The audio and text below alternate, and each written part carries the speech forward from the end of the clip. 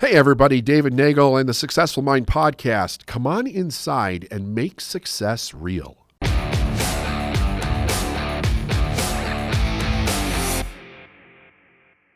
Today I'm going to be talking about the idea that we need to move success from our intellect, understanding what it means to us intellectually, to a place where it becomes real. It becomes a real pulsating thing that we experience.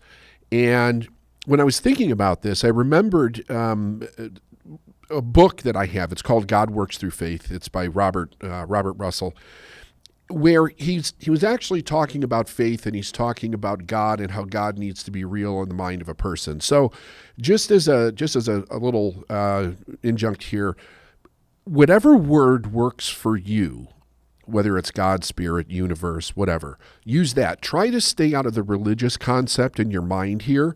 But you know, even if it's knowledge, right? The idea here is that we have to begin to make it real in our mind so that we can develop the belief to manifest whatever it is that we want in our life.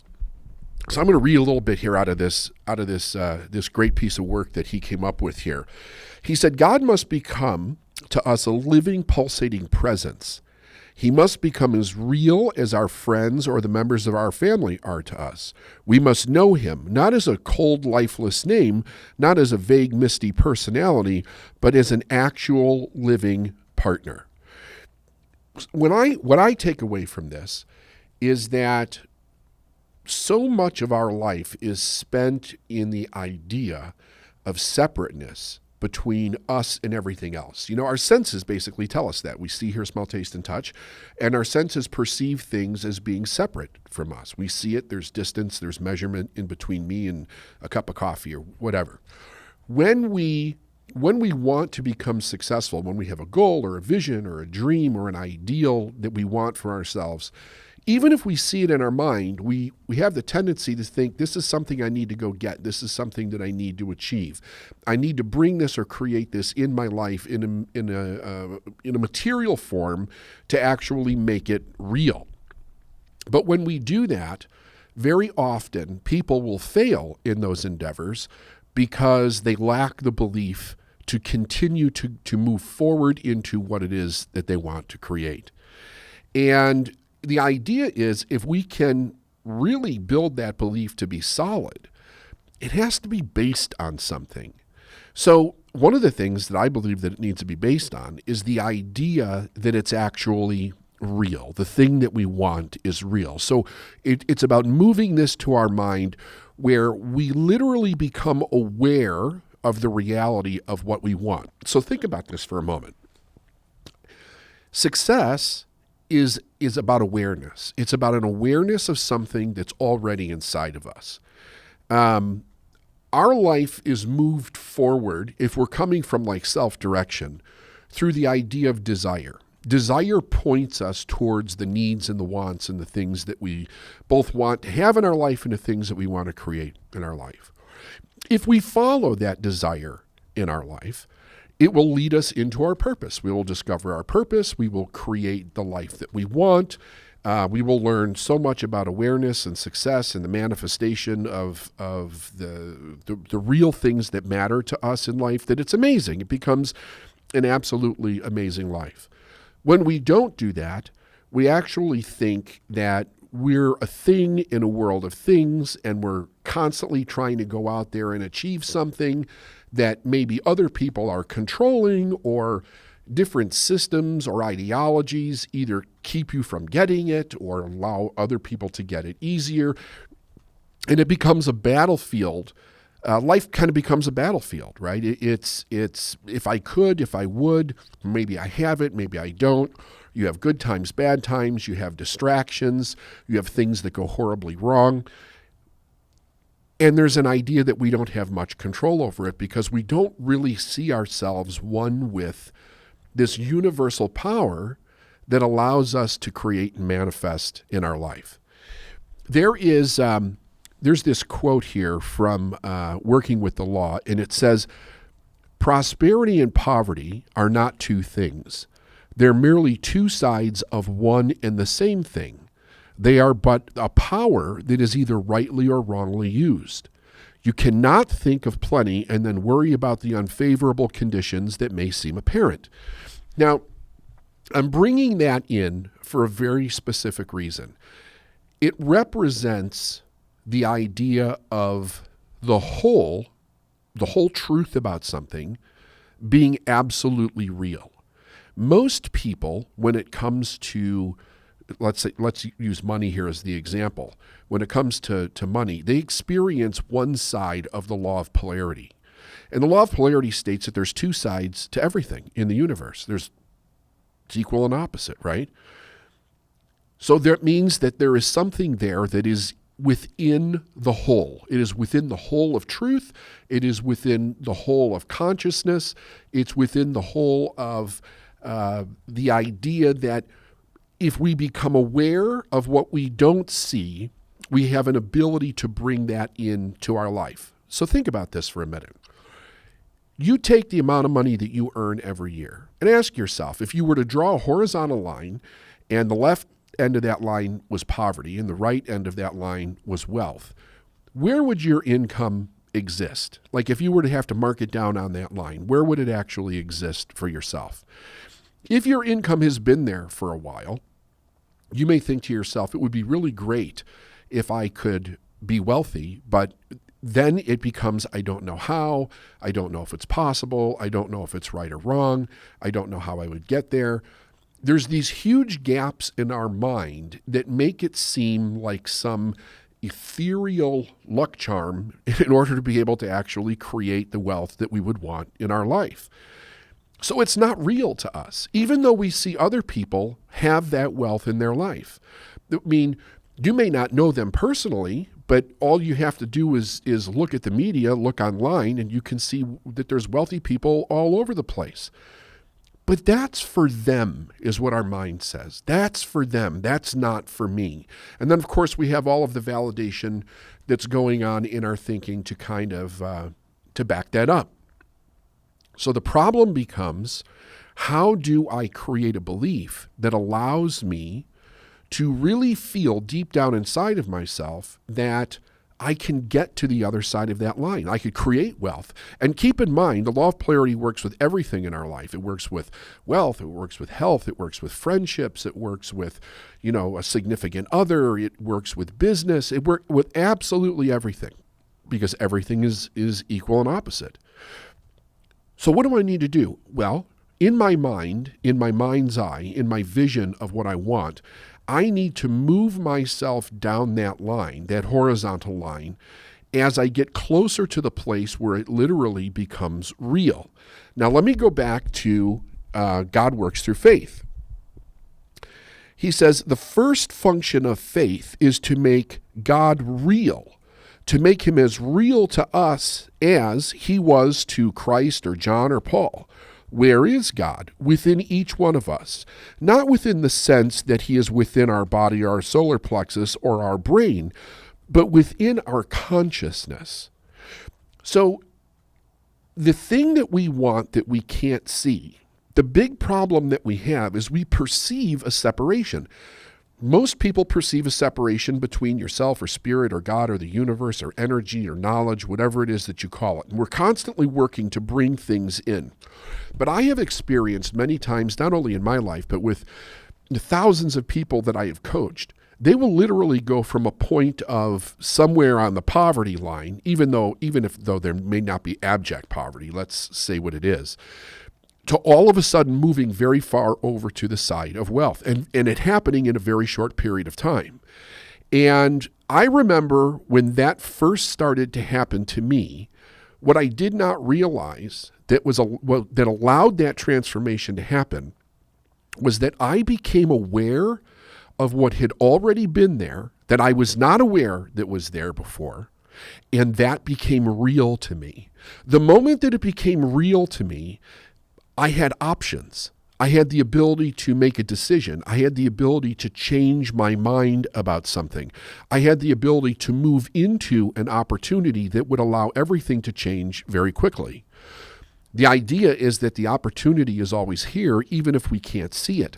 Our mind works so amazingly that once it's programmed with an idea, it's constantly telling our eyes and our senses what to look for in our world. So then we have a verification of what it is that we believe. Hence, if we begin to change our belief, we begin to change what we see. If we start to change the idea that we're separate from something, and we start to move that idea into the idea that I'm one with everything, we learn something very, very amazing. The desire that you have for anything that's in your heart, that's in the place that wants to be, do, or have something in your life. If you're looking outside of yourself, you're saying, I desire it, I want it, but I don't actually have it. And that's actually incorrect. When we desire something, it is the first indication that we have the thing that we want, and we have it on like a vibrational plane of existence, which is the first step of creation. The acknowledgement that I'm in harmony with something. That's the law of vibration. Whenever you have an idea, whenever you have a want, whenever you have a desire, you're in harmony with that thing that you want on a vibrational level. That means you're already one with it energetically. And I think that we have to really come into the truth about the idea that energy is something very, very important. It is not, a lot of people look at it like it's a kindergarten picture, like some kid in kindergarten drew this picture of something that they would really want, a dog, a pony, something like that. But it's not real. It's just a fantasy. It's not something that they can actually have in their life.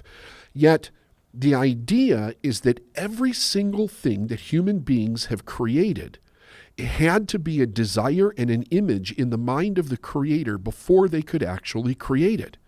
And they had to hold that image in their mind with either the love of the desire or the will of their consciousness until they manifested the thing that they want. But where was it?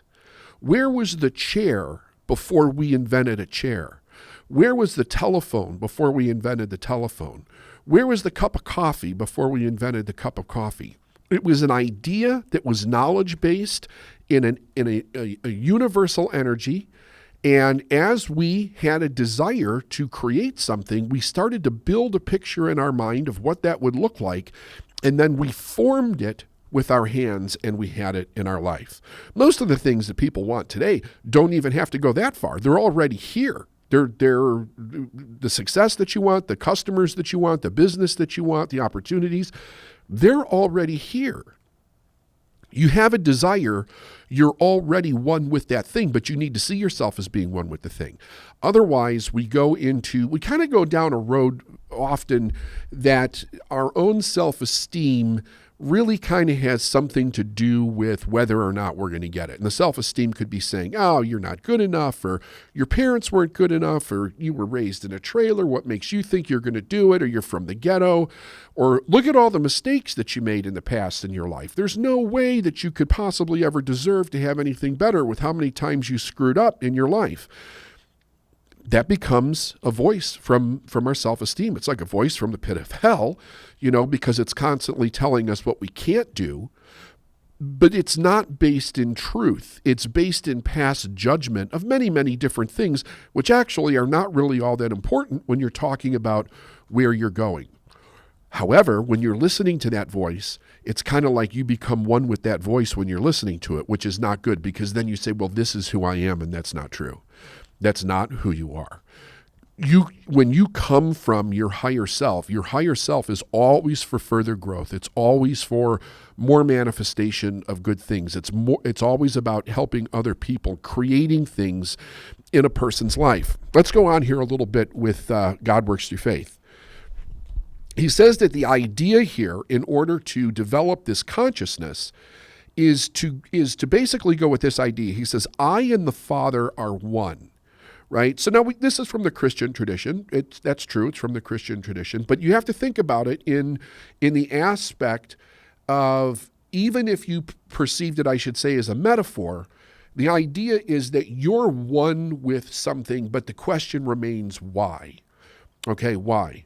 He says, when you realize that God is not in one place and you are in another, when you understand that your oneness with him and can say and believe, I and the Father are one, your word will accomplish that wherever it's sent, according to the promise.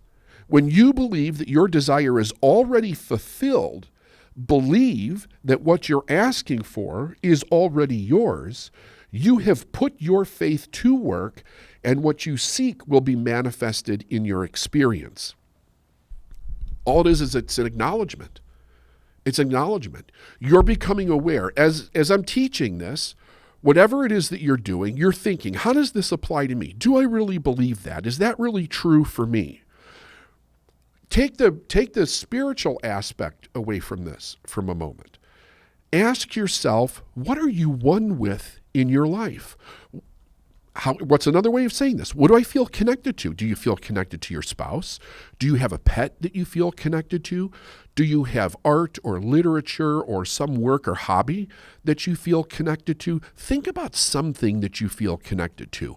What is that connectedness? It is you being in harmony with that thing. I mean, you're vibrating. Your frequency is on the same level of the thing that you want. You feel very, very connected to that thing.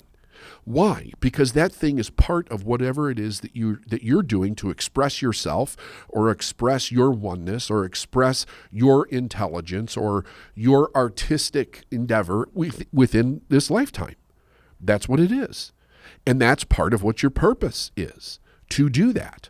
There are many things that can shut that down, however. We already talked about the idea of self-esteem. We've already talked about the idea of the judgment of a person's past. But in truth, the only thing that can shut that down is your decision not to pursue it. I have found that the more evidence that we can compile in our mind, that the success that we want, the wealth that we want, the business that we want, whatever you want, the more we can make that real in our mind as a possibility, the more we will create in our life. Think about a time, and you may want, when you get a chance, to sit down and actually possibly write this out. I've done this many times, especially when I first started studying, because I thought it was fascinating. Somebody said to me, I said, I'm a complete loser. Like, I haven't done a damn thing right my whole life. And this is when I was relatively young. And a person said to me, well, that's not true. You've won at many things. And I'm like, I haven't won at anything. And they sat with me and really got me to think about times where I won something, right? And I was actually amazed at how many times I could remember, but for whatever reason, I did not link that up in my mind as having any worth or value whatsoever, because I didn't think I had any worth or value whatsoever. But each one of us can remember times when we won at something, when we did something really amazing. And it doesn't matter how small it is. It matters that you recognize it, because it is in the actuality of it where we have this kind of breakthrough. The success that you want is already in you. And that may be hard for a person to believe, but think about it like this. Awareness is different than memory. It's very different. Awareness is when you become aware of something that's already there. The success, your purpose in life, the things that you truly want to be, do, and have, they're already inside you. You just need to become aware of them. You need to become aware of the reality of them. When you learned how to swim, you didn't learn how to swim. You became aware of your ability to float. When you learned how to ride a bicycle, you didn't learn how to ride a bicycle. You became aware of your ability to balance on two wheels. That ability was already in you. Nobody can teach you how to ride a bike. Nobody can teach you how to float in water. You have to become aware of your ability to do so. Unlike things that we learned in school, maybe like algebra or something, where we had to remember it for a short period of time, and then 20 years later, you don't remember how to do it. You could take yourself off a bicycle for 20 years and get back on, and away you go. You could stay out of the water for 20 years, and then somebody push you in a pool, and you'll swim to the side. You don't lose what you become aware of. It's very different. Most people are not aware of the success that's within them. They're not aware of the talents that they have within them, because they were never brought to the surface. Or if they were brought to the surface, they weren't there for very long, or they were condemned and criticized for having done it to begin with. So the key is becoming really aware of what's already in you and making that real in your life, making it very, very real. Remember, if we go back to working with the law, he says the mind force is creating continually, just like fertile soil. Nature does not differentiate between the seed of a weed and that of a flower. She produces and causes both seeds to grow. The same energy is used for both. And so it is with the mind. The mind creates either good or bad. Your ideas determine which is actually to be created. When I had my very first breakthrough, for those of you that have listened to the stories before that are on this podcast, in my early 20s, I'm finding myself with a family, not making enough money, working 6.5 days a week, and I'm driving a forklift because I didn't have any skills, and I quit high school when I was 17 years old. I'm doing this, and I can't figure out how do I get out of this situation. With all the overtime and as much as I worked, I couldn't crack $20,000 a year, just couldn't crack it. Why? Well, I had all the verifiable reasons. I didn't get an education. I didn't have any other skill sets. I was working so hard and long that I didn't have money to go back to school. Of course, this is in days before even the internet. Nor did I even have the time to go back to school. I had a ton of responsibilities, so how do I get out of this situation? It's causing me to be more angry, looking down at myself, feeling really shitty about who I was as a person, a father, a husband, a man. And I'm looking into my world and I don't see opportunity. I'm like for a period of 2 years, I'm just banging my head against the wall, trying to figure out how do I change this. But I'm using all of my verified experience inside of me, which was all bad pretty much. Of course, I can't see it on the outside. And then one day, through just, I want to say luck, but it's definitely not luck. I mean, it was fortunate. I was very fortunate that, I kind of had this emotional breakdown and my higher side of myself said, change your attitude. And I began to change something. When I changed my attitude, I changed the frequency in which I was thinking. I was thinking higher, more positive thoughts. It was only 3 things. It was act like you love what you do the best with everything that you can, and treat people with total respect.